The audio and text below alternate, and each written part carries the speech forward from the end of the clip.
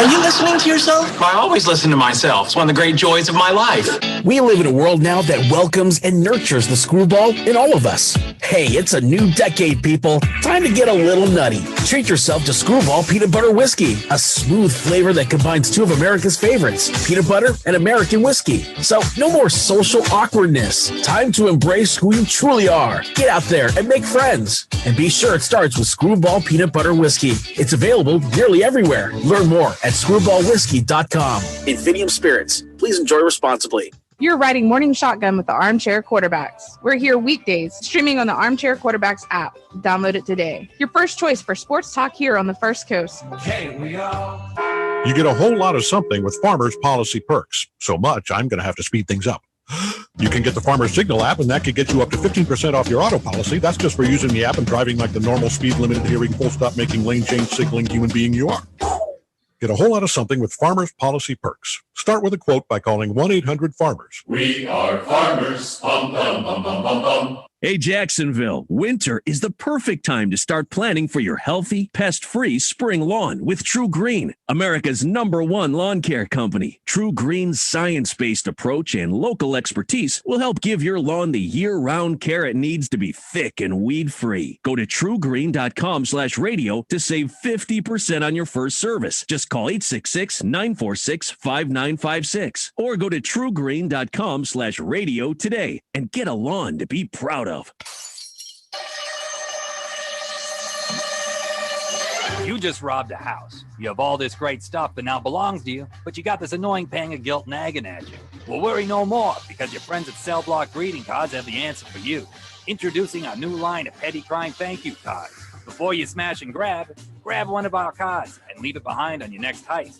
Choose from any of these fine heartfelt cards like, thank you for the plasma TV. Or, thanks for the PlayStation, alcohol, and penny jar. And, don't use your toothbrush.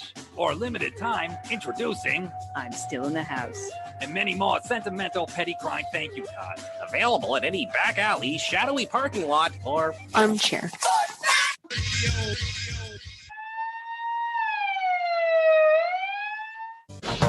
Fantasy sports is back, and it's time to jump into DraftKings. Go to DraftKings today at DraftKings.com. Golf, NASCAR, soccer, you name it. And, of course, Major League Baseball, basketball, hockey, and football. Go to DraftKings.com. Listen to the Armchair Quarterbacks for DFS advice all year round. Red Sox, the best doggone team in the land. Armchair Quarterbacks radio show. We're talking baseball. That's the Armchair Quarterbacks talking baseball. Go, go. That little girl is a child. I don't want to see you sniffing around her anymore this afternoon. Do you understand? Yes, sir. Boy, have you lost your mind, because I'll help you find it. What you're looking for, ain't nobody going to help you out there. Jesus can come through that door, and he's not going to help you if you don't stop sniffing after my child.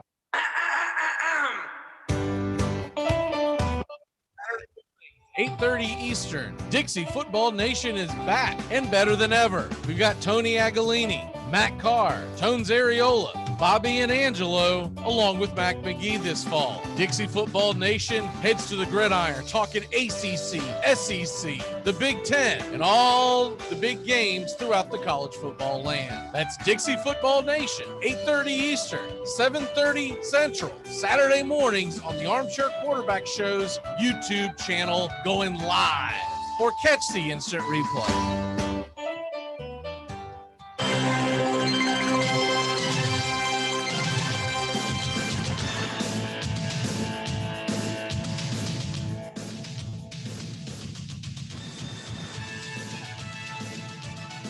Good morning. Welcome to the Armchair Quarterbacks, YouTube, and wherever you're listening to us on CBS Sports Radio. Tony Agolini, how the hell are you to Gators and golf? Great, man. Happy Friday. How are you? Happy Friday's been long time no hear from you. A lot has happened since the last time we did one of these shows, just a couple of weeks, and holy crap, what the hell, man? We had a major championship. We have SEC media days. We have Olympic golf, and then of course the entire Southeastern Conference is saying, "Bring everybody. Let's just go. Let's just make it NFL NFL light." the news of Oklahoma and Texas has now spawned a lot of speculation that other teams could be coming. What say you? Yeah, I mean, I think it's the start of, almost everybody headed to one conference or two conferences between the Big Ten and the SEC. So these next few weeks are going to be pretty interesting just to see how the other dominoes fall. And I think ESPN and the other networks are kind of throwing their weight around too, just to make sure no one gets left behind. So I part of me misses the nostalgic me misses the old days when the SEC was 10 teams and then 12, and now we're at 14, and now we're at 16. But I think ultimately for the greater purpose of college sports, I think, ultimately it's going to end up at like, two nationwide divisions almost of like, say, 24 teams, because something's got to happen with like FSU and Clemson, because I don't know exactly what's going to happen with the ACC. And there's some big time schools there, and everybody thinks football first, and that's kind of the way it goes. That's the biggest moneymaker, followed by college basketball. But for as good as FSU is in basketball, Clemson's not. The football drives the ratings. So what's going to happen with those two schools? And I do think the ACC will be there for the long run. I think it'll just look a little bit different, because Duke and Carolina, I don't think are necessarily going to go anywhere, but we'll see. But this seems to be the tip of the iceberg, and a lot's going to happen here in the next, I guess, month or two. So let's just go ahead and assume that Oklahoma and Texas get that they accept the invitations, which are going out today, most likely. Yeah. And so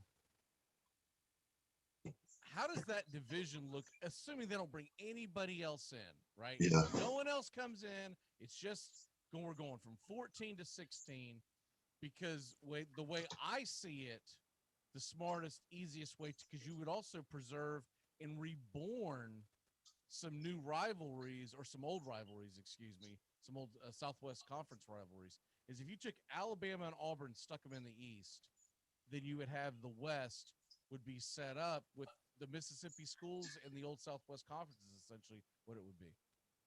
Yeah, I mean, if they're doing it that way, I'm with you. I think that'd be great.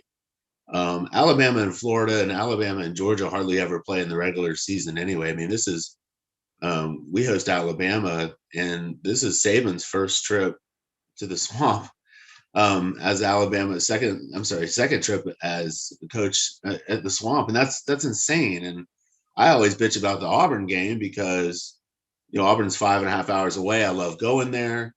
It's easy to get to. It's fun. It's a great atmosphere there. And Florida plays there. We'll play there, I think, in 2024. And the last time we were there was, forever ago, 12 years. I think it's Muschamp's first or second year. So, that part of it, that's only going to get worse. You're never going to see these other teams. But I do think Alabama and Auburn being in the same side as Florida, Georgia, I think that's great.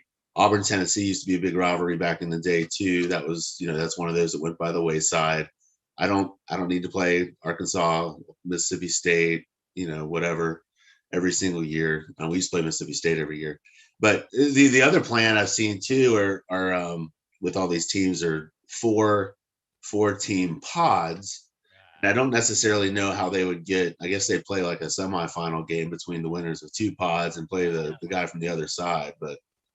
There's not enough teams to have that many divisions. Yeah, like if you're going 4x4, we're gonna get stuck. Georgia, obviously, and then we'll get stuck with like South Carolina, and the other one I saw was like Kentucky. Now I would put Florida, Auburn, Georgia. Like a Gator fan coming up with that because they want to avoid Alabama and Auburn. Well, to me, that's the most boring thing ever. Like I would rather have but most Gator fans want to go run and hide, and most Gator fans want to play South Carolina's. Oh, if we can beat them this year, we can get a pod. If I was going to put four, I'd have Florida, Georgia, Auburn, and then South Carolina, because we're all 5 hours away from each other. And right. Georgia doesn't matter because we're playing them here. But if it's only going to be 8 teams, you can't. Yeah, that's like the goofiest. Too much going on for that. And all of a sudden then too, it becomes the NFL. Like, what are you gonna do? Add a couple wild cards and then, this, that, and the other. So But yeah, we'll see. I do think the conference has to go to like 9 or 10 game schedule. I think 9 because if you're in an 8 and then you have 7 opponents, correct? So you would have you'd still have 2 out of division games, and you could create a rivalry game, or you could do a true rotating thing, which I think they would go to a true rotating thing, because there's not any natural rivalries. If you put Alabama and Auburn in the East, there are no longer natural rivalries per se. Yeah, LSU has some rivalries with Alabama and Florida, obviously, but I think you'd be fine, because LSU would still be playing Oklahoma, they'd be playing Texas. The East, your oldest rivalry is what? Auburn, Georgia, right? So they're going to play each other every year. Florida, Georgia, they're going to play each other every year. Tennessee, Alabama, they'd be in the same division. So I don't think there would be a reason to have to have a natural rivalry. So you get away from what you're alluding to with the Nick Saban only going to Gainesville twice in his career at Alabama, and he's been there since the late 2000s. Mm-hmm. So if you rotated it every year, obviously home and home, home and home, but you rotate it every year, then most kids would play. If the kids stayed the full 4, they would get to play every team in the Southeastern Conference, essentially. Yeah. And that's what I'm all for. I think more diversity in schedules. I mean, we finally got to good Ole Miss after 100 years last year, and of course the fan base really couldn't go because of limited attendance, which that stunk. But and it's funny though, Florida finally scheduled some out of conference opponents, one of which is Texas, like in 10 years, and sure enough, they're going to be in the SEC anyway. So all that was for naught. But yeah. Now, so that takes them to 16 teams. If they were to add Florida State and Clemson, and what we're talking about is there was the news buzz hit yesterday because James Thrasher kind of made a gaffe and said, "Yeah, we don't want to be left out." Blah blah blah, and it makes it sound like he's not happy in the South ACC. So a bunch of people ran with that story. If Clemson and Florida State come in to make it 18, don't you think it's a foregone conclusion they're going to go try to find 2 more to make it an even 20 and do 10 team divisions essentially? Yeah, they'll have to do something, but I think ultimately we're just going to have 2 giant super conferences, and Big 10, Pac-10 do something. Whatever's left over, the Big 12 is going to go to like the Power 5 AAC. So you'll have like UCF and Texas Tech and Baylor, and like what happens to all those schools? Because really, Baylor and Texas Christian have had good years, but it's not like, no one's knocking down their door. They're not bringing in a bunch. I think the Pac-12 will go after them, because the Pac-12, so too. I think the Pac-12 would. We kind of broke this down the other day, and we can probably get more into this when we hit the college football season. But essentially, the teams that aren't named Texas that are in the state of Texas that are in the Big 12, they all go to the Pac-12, because the Pac-12 would like to have television sets on in Texas with Pac-12 there. I think you get the Iowa States to head to the Big 10. Right. Kansas. Kansas State. That I've got them going to the Big 10, but it would not shock me because of their basketball lineage if they want to go to the ACC instead, right? Mm-hmm. But it's not like the Big 10 is a pushover basketball conference, right? By the imagination. But they won't get left out because of their basketball. I do believe West Virginia heads to the ACC. That's where they belong. That's where they should have went all along. I didn't understand it when they went to the Big 12 to begin with. I'm like, the hell are you doing? You're going 6,000 miles to play, every one of your road games. It's just, it's insane. What was the saying with West Virginia has a SEC, it's an ACC location, but a SEC mindset or SEC attitude, I guess, up at West Virginia. They can't read. Yeah. Are we picking on their inability for scholastic? SEC academics minus a few schools, but they're in the ACC area, but they read like they're in the SEC. Yeah, They're reading on an SEC level is what you're trying to say. I mean, they are. I mean, culturally. Did Vanderbilt get kicked out of the SEC? What's that? Does Vanderbilt get kicked out of the SEC? I don't think so. I mean, there's like 4 or 5 schools in the SEC that are on that like a little higher level academically, and Vandy's one of them, and they really don't suck a bunch of money from the conference, and everybody loves going up to Nashville. So I'd keep them, and we like the win up there, but I would overhaul their baseball program though, start taking away some of those free rides they give out. Yeah, I think they want to stay in the SEC because they don't care about the other sports. They're going to try to build a baseball program, and they're like, we'll do what we do, but we're going to take your money, so we'll be fine. It looks like Rocker could be headed back to Vanderbilt, by the way, so that's an interesting development that came up yesterday. He may have to have surgery because the Mets don't want to sign him, and if the Mets don't want to sign him, he could come back and play for Vanderbilt. And of course, now with the money that's available, he could come back, have Tommy John surgery is what they think he might need, and go play for Vanderbilt for the next couple of years, build himself back up. But he would have a brand that he could definitely sell in the city of Nashville. We're going to run out of time if we don't switch gears over to all the other stuff going on in the world of golf.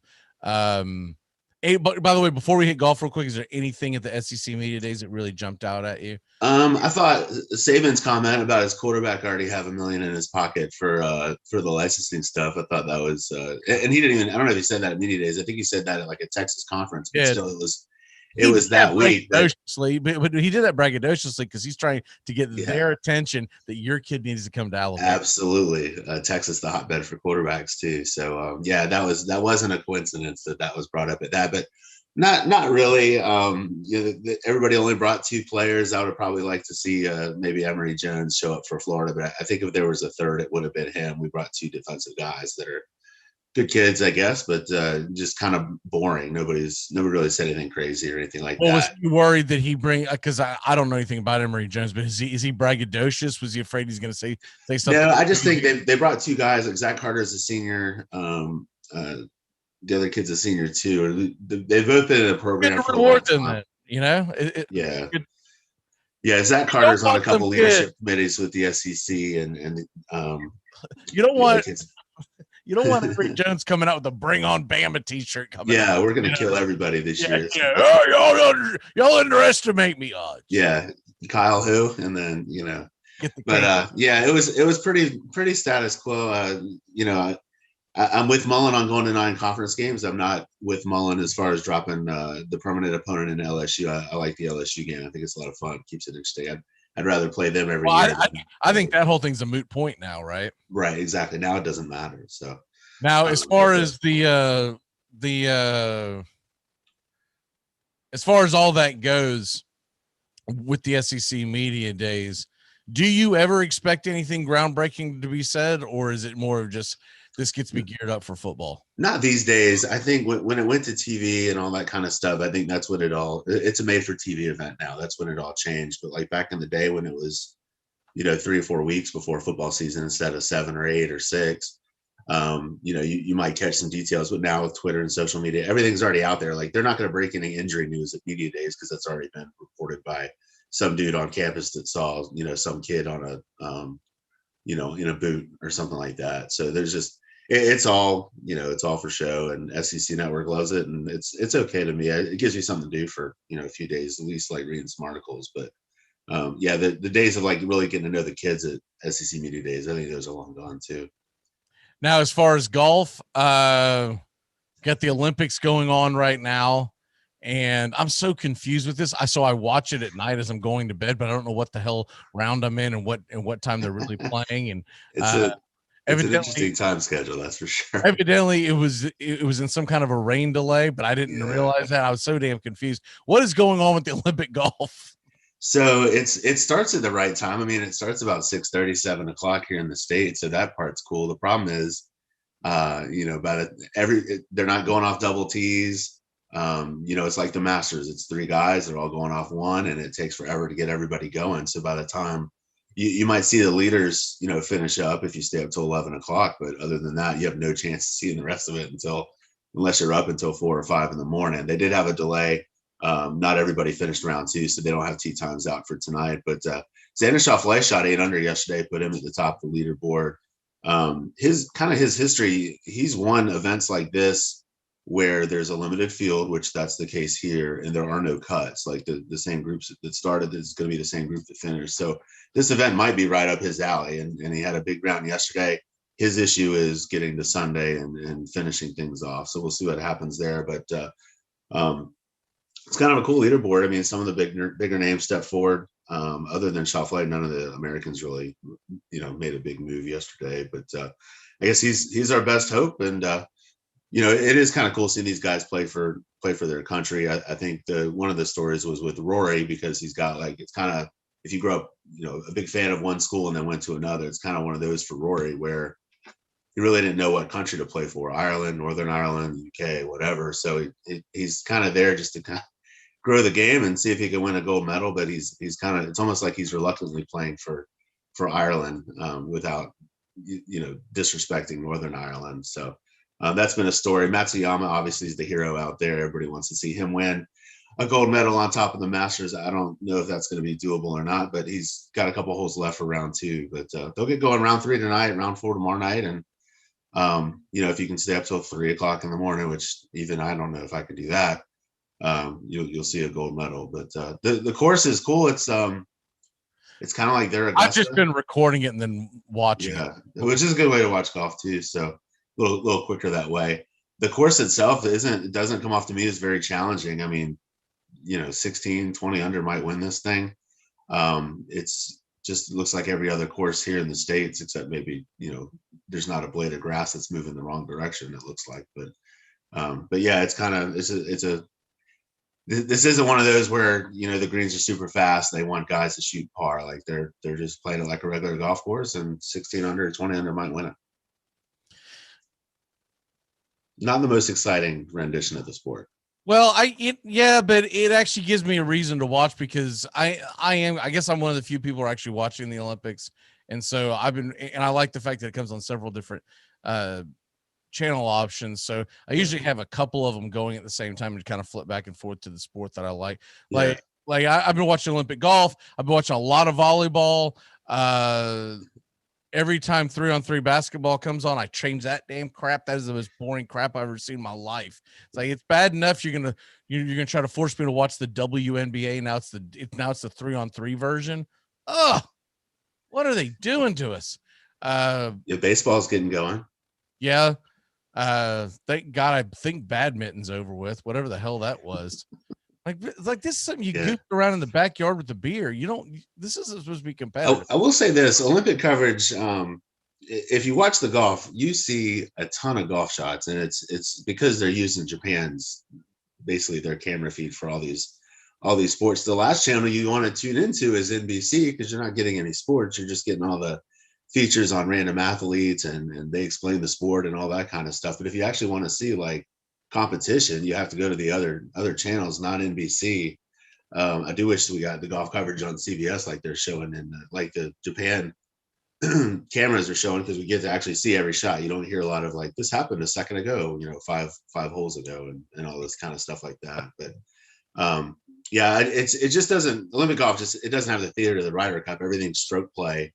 In the Olympics, so it's just you versus the course. It's not like we're going to have some Patrick Reed, McIlroy standoff at this thing. So that's a month and a half away, but something different, something cool, and to get us through FedEx here in the next couple of weeks. What is your walk off for the day, sir? My NBA draft last night, I guess. I was a little surprised to see Scotty Lewis get drafted about halfway through the second round by the Hornets, and Trey Mann ended up in the first round. He'd kind of been slipping a little bit. He's going to OKC, so he'll get some guaranteed money, and people dog Coach White for not having draft picks. Now he's got 2, but ultimately, win some more conference games, win a couple more games in the tournament, and everybody will be happy. Draft picks are cool and all, but if you're not getting that far in the tournament and basketball's not fun, having these draft picks doesn't really move the needle for me. But good for them though. $1.25 million, I think, for man. It's not bad. The only thing I even checked on, because I didn't watch the Barnes pick was awesome, by the way. I know where you're going probably with this. That was fantastic. He's going to be a great pro, I think. Probably, but he's a project. I was really hoping he would end up in Orlando. That was, and now that he's going to go to Houston, I'm like, all right, dude. Someone will have to remind me 3 years from now that he's played at Florida State. I'm like, I think he's Bradley Beal. I think I said that a while ago. I can see that he's going to be that. Man, he is a project. I still think one more year of college would have done him wonders. But I mean, I wish him well. He was a good kid.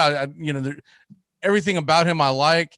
The Franz Wagner thing. Jalen Suggs, I don't know, man. I feel like they just drafted. I feel like Orlando just watched the Final Four and they're like, "Hey, we know these guys." Oh, what are you doing? All right, whatever. Because the only team we get locally for free is the Magic. I would like to see them have some players that I know and that I can follow. I'm not going to follow that. All right, brother. We got to run. We will see you next week, sir. All right, man. Sounds good. Have a good one.